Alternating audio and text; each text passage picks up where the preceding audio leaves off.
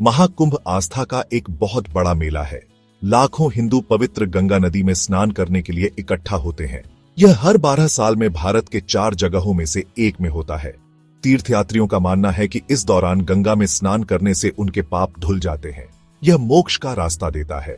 कुंभ मेला आस्था, परंपरा और संस्कृति का संगम है, लेकिन यह पवित्र आयोजन एक बड़ी एनवायरमेंटल चिंता को भी सामने लाता है। गंगा नदी का प्रदूषण। महाकुंभ का इतना बड़ा आयोजन नदी के इकोसिस्टम पर बहुत ज्यादा दबाव डालता है। लाखों लोगों का आना और साथ ही सैनिटेशन की सही व्यवस्था न होना प्रदूषण बढ़ाता ही है। हमें धार्मिक परंपराओं और पर्यावरण की जिम्मेदारी के बीच बैलेंस बनाने का तरीका ढूंढना होगा। गंगा नदी, जिसे आध्यात्मिक महत्व के लिए पूजा जाता है, महाकुंभ के दौरान एक कठोर सच्चाई का सामना करती है। यह बहुत प्रदूषित हो जाती है। केंद्रीय प्रदूषण नियंत्रण बोर्ड सीपीसीबी नदी की सेहत पर नजर रखता है। महाकुंभ के दौरान उनके नतीजे चिंताजनक तस्वीर पेश करते हैं। पानी की क्वालिटी का एक मुख्य इंडिकेटर है biological oxygen demand, BOD. BOD level ज्यादा होने का मतलब है ऑर्गेनिक पोल्यूशन ज्यादा है। सीपीसीबी के डेटा के अनुसार महाकुंभ के दौरान गंगा में बीओडी लेवल्स अक्सर सीमा से ज्यादा हो जाते हैं। जैसे 16 जनवरी 2025 को बॉडी लेवल 5.09 मिलीग्राम प्रति लीटर तक पहुंच गया, जो परमिसिबल लिमिट से लगभग 2 गुना है। उसी तरह 19 जनवरी 2025 को यह 5.29 मिलीग्राम प्रति लीटर था। एक और जरूरी इंडिकेटर है कॉलीफॉर्म बैक्टीरिया की मौजूदगी। ये बैक्टीरिया पानी में मल प्रदूषण का संकेत देते हैं। महाकुंभ के दौरान गंगा में कॉलीफॉर्म लेवल्स बहुत भी आज जाते हैं। 20 जनवरी 2025 को लेवल्स 49,000 मोस्ट प्रोबेबल नंबर प्रति 100 मिलीलीटर तक पहुंच गए, जो डिजायरेबल लिमिट से बहुत ज्यादा है। ये खतरनाक आंकड़े महाकुंभ के दौरान गंगा नदी में होने वाले गंभीर प्रदूषण को दिखाते हैं। लाखों तीर्थयात्रियों के आने और सैनिटेशन की सही सुविधा न होने से नदी की खुद को साफ करने की क्षमता पर बहुत ज्यादा बोझ पड़ता है। महाकुंभ के दौरान गंगा नदी को प्रदूषित करने वाले कारकों का एक कॉम्प्लेक्स मेल है। 2 मुख्य कारण हैं, बिना ट्रीटमेंट का सीवेज और इंडस्ट्रियल वेस्ट। बिना ट्रीटमेंट का सीवेज गंगा की परेशानियों का एक बड़ा कारण है। नदी के किनारे तेजी से बढ़ते शहरों और आबादी ने सीवेज ट्रीटमेंट की सुविधाओं के विकास को पीछे छोड़ दिया है। नतीजतन शहरों और कस्बों से निकलने वाला सीवेज का एक बड़ा हिस्सा सीधे नदी में चला जाता है। नदी की मुसीबत को और बढ़ाता है इंडस्ट्रियल वेस्ट का मिलना। गंगा के किनारे स्थित इंडस्ट्रीज अक्सर बिना ट्रीटमेंट या अधूरे ट्रीटमेंट वाले एफ्लुएंट्स नदी में छोड़ देती है। इन पोल्यूटेंट्स में जहरीले केमिकल्स, हैवी मेटल्स और दूसरे खतरनाक पदार्थ होते हैं। गंगा में बिना ट्रीटमेंट के सीवेज और इंडस्ट्रियल वेस्ट का अनियंत्रित रूप से मिलना एनवायरमेंटल मैनेजमेंट में एक बड़ी कमी को दर्शाता है। गंगा नदी के स्वास्थ्य की रक्षा और इस पर निर्भर लाखों लोगों की भलाई सुनिश्चित करने के लिए इन मूल कारणों का समाधान करना बहुत जरूरी है। महाकुंभ के दौरान गंगा की प्रदूषित स्थिति पर बढ़ती आलोचना के बीच सरकार ने इस समस्या को कम करने के लिए कुछ कदम उठाए हैं। ऐसा ही एक उपाय है पोल्यूटेंट्स के कॉन्सेंट्रेशन को कम करने के लिए नदी में ताजा पानी छोड़ना। यह डिल्यूशन अस्थायी रूप से पानी की क्वालिटी के मानकों जैसे बीओडी और कॉलीफॉर्म लेवल्स को बेहतर बना सकता है। हालांकि यह तरीका गंदगी को छुपाने जैसा है। यह प्रदूषण के मूल कारणों का समाधान नहीं करता है। ताजा पानी छोड़ना प्रदूषण के संकट से केवल अस्थायी राहत देता है। इसके अलावा इस तरीके के अनपेक्षित परिणाम भी हो सकते हैं। अचानक बड़ी मात्रा में पानी आने से नदी के प्राकृतिक बहाव में बाधा आ सकती है और जलीय जीवन को नुकसान पहुंच सकता है। एक और ज्यादा व्यापक रणनीति की जरूरत है, जो प्रदूषण को उसके स्रोत पर रोकने पर ध्यान केंद्रित करे और वेस्ट वाटर ट्रीटमेंट और इंडस्ट्रियल पोल्यूशन कंट्रोल जैसे दीर्घकालिक समाधानों में निवेश करे। महाकुंभ के दौरान गंगा नदी का प्रदूषण लाखों तीर्थयात्रियों के लिए, जो इसके पानी में स्नान करते हैं, काफी स्वास्थ्य जोखिम पैदा करता है। हानिकारक बैक्टीरिया, वायरस और अन्य कंटेमिनेंट्स के ज्यादा लेवल्स होने से वाटरबॉर्न डिजीजेस होने की संभावना बढ़ जाती है।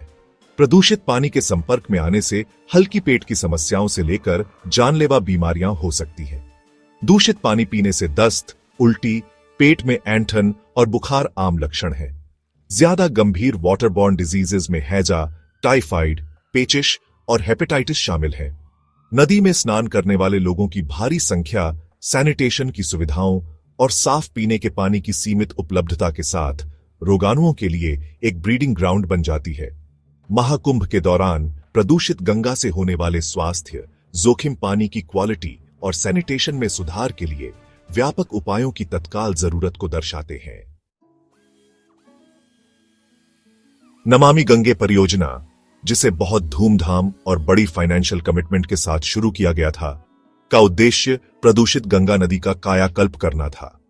2014 में शुरू की गई इस महत्वाकांक्षी पहल ने नदी की सफाई और उसके इकोलॉजिकल हेल्थ को बहाल करने के लिए एक व्यापक दृष्टिकोण का वादा किया था। हालांकि काफी निवेश और प्रयासों के बावजूद परियोजना अपने बड़े लक्ष्यों से पीछे रह गई है। नमामि गंगे परियोजना में वेस्ट वाटर ट्रीटमेंट प्लांट का निर्माण, नदी के किनारे विकास, वनीकरण और जन जागरूकता अभियान सहित कई तरह के इंटरवेंशन शामिल थे। हालांकि कुछ क्षेत्रों में कुछ प्रगति हुई है, लेकिन नदी के स्वास्थ्य पर ओवरऑल इंपैक्ट सीमित ही रहा है। कई कारकों ने परियोजना की इफेक्टिवनेस को बाधित किया है।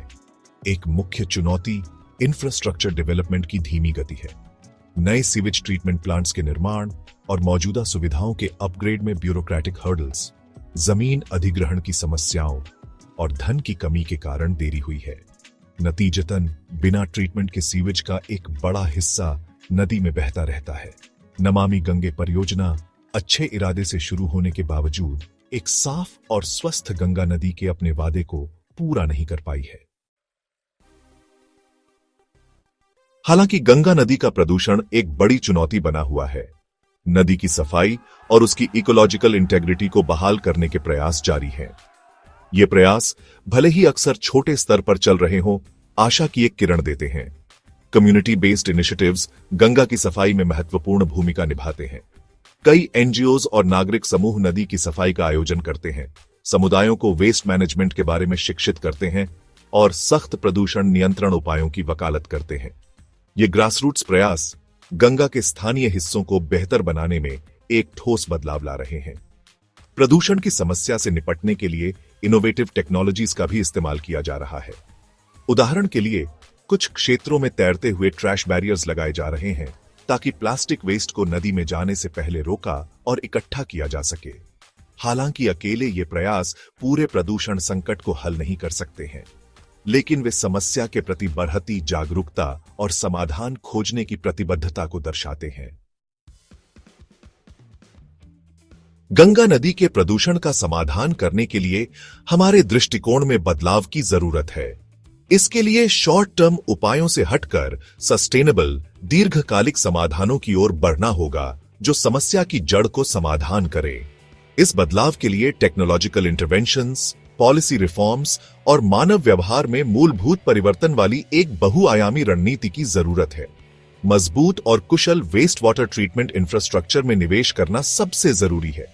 इसके लिए न केवल नए सीवेज ट्रीटमेंट प्लांट्स का निर्माण करना होगा, बल्कि मौजूदा सुविधाओं को भी मौजूदा मानकों के अनुसार अपग्रेड करना होगा।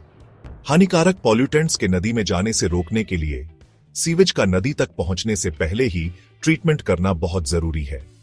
एनवायरमेंटल रेगुलेशंस का सख्ती से पालन कराना अनिवार्य है। इंडस्ट्रीज को अपने वेस्ट डिस्पोजल के तरीकों के लिए जिम्मेदार ठहराया जाना चाहिए। नियमित मॉनिटरिंग, उल्लंघन के लिए सख्त जुर्माना और साफ टेक्नोलॉजीज को अपनाने के लिए प्रोत्साहन इंडस्ट्रियल पोल्यूशन को रोकने के लिए जरूरी है। गंगा की रक्षा के लिए सस्टेनेबल एग्रीकल्चरल प्रैक्टिसेस को बढ़ावा देना भी एक महत्वपूर्ण पहलू है। गंगा नदी का प्रदूषण, खासकर महाकुंभ के दौरान, हमारे सामने मौजूद एनवायरमेंटल चैलेंजेस की एक कठोर याद दिलाता है। यह धार्मिक परंपराओं और एनवायरमेंटल रिस्पॉन्सिबिलिटी के बीच बैलेंस बनाने की तत्काल जरूरत को रेखांकित करता है। गंगा की रक्षा करना सिर्फ सरकार की जिम्मेदारी नहीं है, यह एक सामूहिक जिम्मेदारी है जिसके लिए सभी स्टेक होल्डर्स की सक्रिय भागीदारी की जरूरत है। हमें एक ऐसे बहुआयामी दृष्टिकोण को अपनाना होगा जो टेक्नोलॉजिकल सॉल्यूशंस को पॉलिसी रिफॉर्म्स और व्यवहार परिवर्तन के साथ जोड़े। वेस्ट वाटर ट्रीटमेंट में निवेश, एनवायरमेंटल रेगुलेशंस को लागू करना, सस्टेनेबल एग्रीकल्चरल प्रैक्टिसेस को बढ़ावा देना और कम्युनिटी एंगेजमेंट को बढ़ावा देना गंगा को उसके पूर्व गौरव को वापस दिलाने की दिशा में महत्वपूर्ण कदम है। मिलकर काम करके हम यह सुनिश्चित कर सकते हैं कि गंगा नदी आने वाली पीढ़ियों के लिए भी बहती रहे, जो जीवन, प्रेरणा और आध्यात्मिक पोषण का स्रोत है।